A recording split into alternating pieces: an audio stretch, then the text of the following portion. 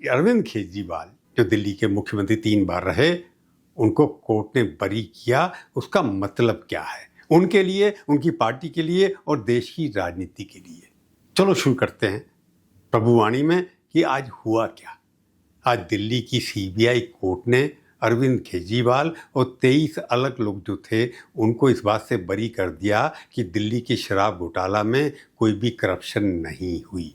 आपको याद होगा 2023 के अंदर सारे अखबारों में सुर्खियां, टेलीविज़न पे डिबेट चलती थी कि भ्रष्ट केजरीवाल हैं, भ्रष्ट केजरीवाल हैं। उन्हें हज़ारों करोड़ का नुकसान केजरीवाल ने कर दिया और उनके साथ उनके deputy chief minister Manish Sisodia जो फाइनेंस मिनिस्टर भी थे, जिनके अंदर आबकारी विभाग यानी एक्साइज डिपार्टमेंट आता है, उन्होंने मिलकर के साउथ माफिया के साथ शराब नीति ऐसी बनाई जिससे कुछ लोगों को फ़ायदा हुआ।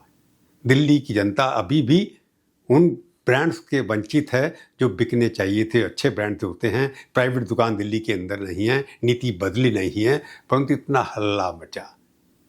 कई 1 साल से लगभग ज़्यादा सिसोदिया साहब जेल में रहे और केजरीवाल से भी लगभग 6 महीने करीब जेल में रहे और काफ़ी छपता रहा कि किस तरह से उन्होंने एक किसी सिंडिकेट साथ मिलकर के सारी आबकारी नीति को इस तरह से बनाया जिससे लोगों को फ़ायदा हो और दिल्ली के नागरिक को शराब भी महंगी मिले। कई केस चले, उसका चुनाव भी हुआ।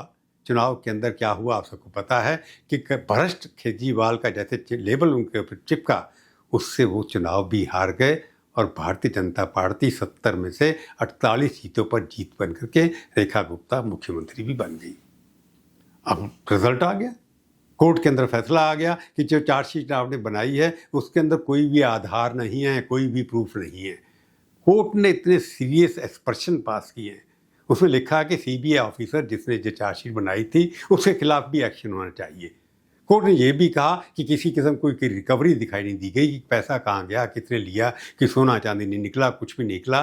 कोर्ट ने यह भी कहा कि पॉलिसी में कोई बदलाव भी नहीं हुआ था जिससे कोई असर होता है। कोर्ट ने कई और भी बड़ी बड़ी बातें कही है, परंतु कोर्ट का कहना यह था कि प्रूफ जब नहीं था तो उनको जेल में रखा गया। जो लोअर कोर्ट कभी भी जल्दी में फैसला नहीं देते, पर इस कोर्ट ने जो फैसला दिया है उससे काफ़ी पॉलिटिकल हलचल मच गई।